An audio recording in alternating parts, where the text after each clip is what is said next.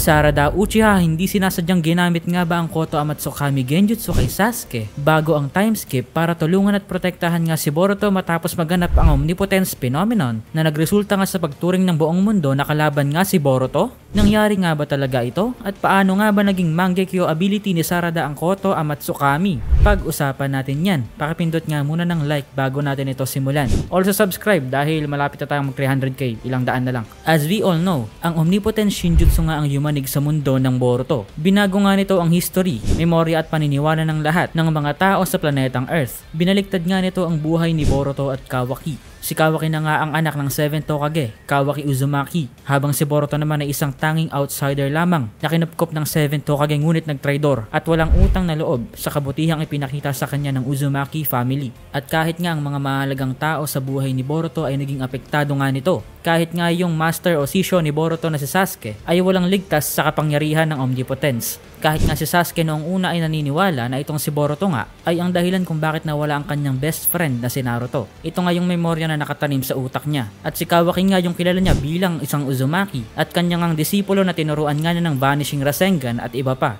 At minuto nga matapos ma-perform ni Ada ang omnipotence, isa nga itong si Sasuke sa mga gustong habulin at komprontahin si Boruto dahil sa pananiniwalaan ng lahat na ginawa niya. Nakita nga natin na gusto ring patayin ni Sasuke si Kawaki bago nga mangyari ang omnipotence dito sa chapter 78. Pero dahil nga sa mga salitang binitawan ni Sarada sa chapter 79 ay biglang ang nagbago itong si Sasuke.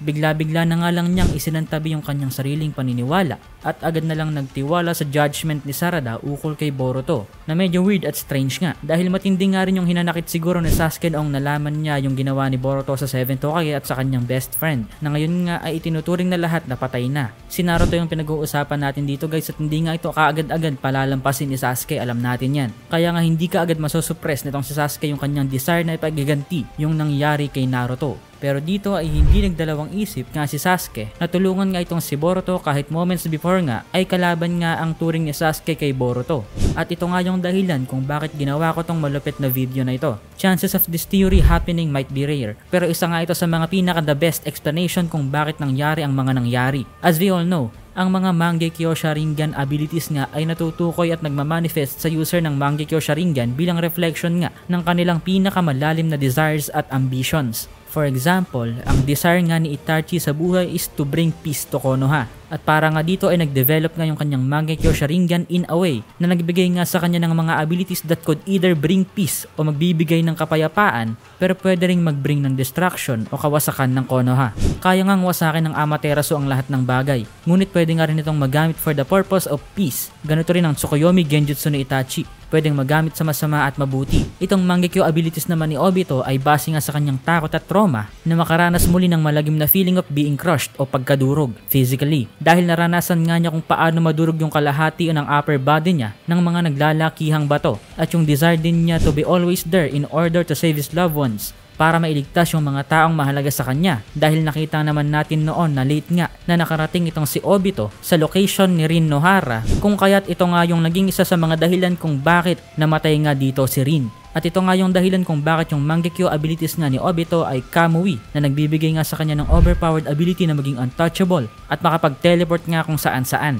Kamui. Ang Mangekyo ability naman ni Sasuke ay base nga sa desire at ambition niya na pagiganti para sa Uchiha clan at para durugin nga ang Konoha, which gave him all abilities na pwede ngang mag-lead into mass destruction. Kasama nga dito ang Amaterasu ni Itachi na mas pinalakas nga in the form of Kagutsuchi. Ang Mangekyo ability naman ni Shisui ay base nga sa kanyang guilt o konsensya noong inayaan nga niyang mamatay yung kanyang kaibigan sa kadahilanang mas magaling nga ito sa kanya bilang isang ninja. In short, nainggit nga siya. So pinagsisihan nga niya ito at naging desire nga niya na hindi nahayaan yung sarili niya na maging selfish at mag-focus na lamang sa pagprotekta at pag-serve sa Konoha Village. Na dahilan nga kung bakit ang Mangekyo nga niya ay na-awaken at ibinigay nga sa kanya ang Koto Amatsukami Genjutsu, ang pinakamalakas na genjutsu sa lahat. Never nga ito nagawang gamitin ni Shisui at tanging nag-iisa nga lang siya sa Uchiha clan na nagawang magkaroon ng Koto Amatsukami Genjutsu. Pero nakita nga natin kung gaano ka-effective itong jutsu na ito dahil gumana nga ito against dito sa Edo Tensei Itachi. At ito nga talaga dapat yung magiging paraan para maibalik ni Naruto si Sasuke sa Konoha, dahil ito nga rin yung binalak noon ni Itachi na dahilan nga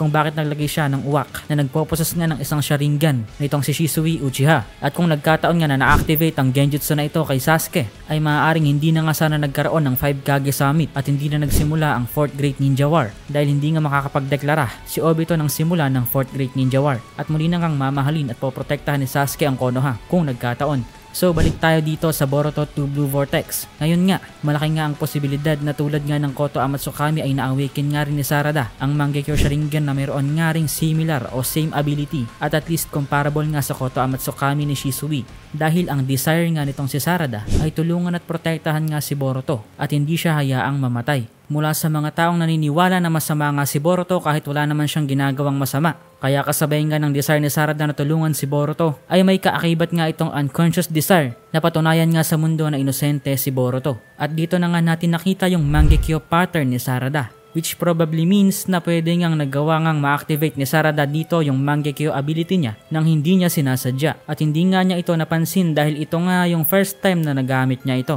Maaaring genjutsu na similar nga sa Koto Amatsukami yung nangyari dito. Dahil nakita nga natin na gulat din dito si Sasuke. At matapos nga niya itong makita ay hindi na nga siya nagtanong. At buo nga ang loob dito ni Sasuke. Isinantabi nga niya kahit yung kanyang sama ng loob kay Boruto, na para bang bigla siyang napasa ilalim sa isang genjutsu. At tulad nga ng Koto Amatsukami na nakaprogram nga at may command na protect Konoha at all costs, ito ngang Koto Amatsukami naman ni Sarada ay may command na protect and help Boruto at all costs. At ito nga probably yung rason kung bakit kahit hindi nga totally nakikita ni Sasuke sa sarili niya na si Boruto nga talaga ang tunay na anak ni Naruto at hindi si Kawaki, ay ginawa pa rin niya ang lahat para tulungan si Boruto. To the point na isinakripisyo pa nga ni Sasuke yung kanyang sarili at naging puno nga sa laban niya against dito kay Code at sa mga Claw Grimes para lang makaligtas at makatakas itong si Boruto.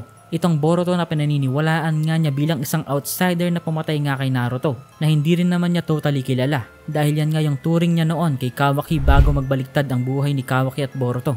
So isa nga itong malupit na theory na ginawa ko. Even though meron niyang low chance lamang na mangyari ito, malupit pa rin, di ba?